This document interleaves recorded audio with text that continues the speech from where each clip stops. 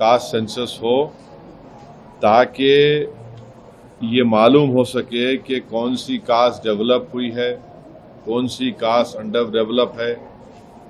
और दूसरा यह कि फॉरवर्ड कास्ट में कितने वो लोग डेवलप हुए, कितने उसमें डेवलप नहीं हुए हैं।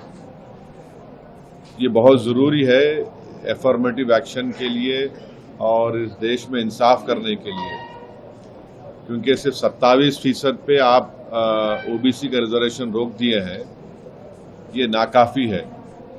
और कास्ट सेंसस ही इस चीज़ को साबित करेगा कि बैकवर्ड कास्ट इस देश में कितने पीछे हैं, कितना उनसे नाइंसाफ़ी हुई है। तो हम बीजेपी से डिमांड करते हैं कि आप बार बार ये बोलते कि आप क्या बोले, विकसित भारत बोलते, जनधन बोले, फिर आप 370 निकाल दिए, ये सब चीज़ें आप बातें करें, मगर कास्ट सेंसस के ऊपर हमेशा आप पीछे हटते थे। और जब कास्ट सेंसस का डिमांड शुरू हुआ तो खुद प्राइम मिनिस्टर और बीजेपी के बड़े बड़े लीडर्स बोले कि बटेंगे तो कटेंगे, और इस तरह की वाहियात बातें होती थी।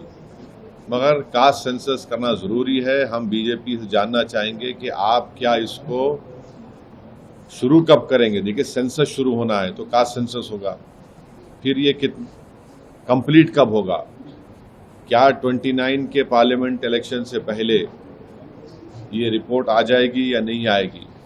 और साथ ही साथ ये है कि बीजेपी हमेशा बोलती पसमानदा मुसलमान।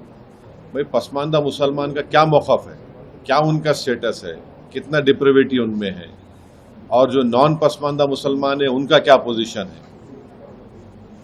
और तेलंगाना की हुकूमत, जो रेवंत रेड्डी सीएम है, उन्होंने यहाँ पर कास्ट सेंसस किया, जिससे मालूम हुआ कि 56.32% तेलंगाना में बैकवर्ड कास्ट का पॉपुलेशन है।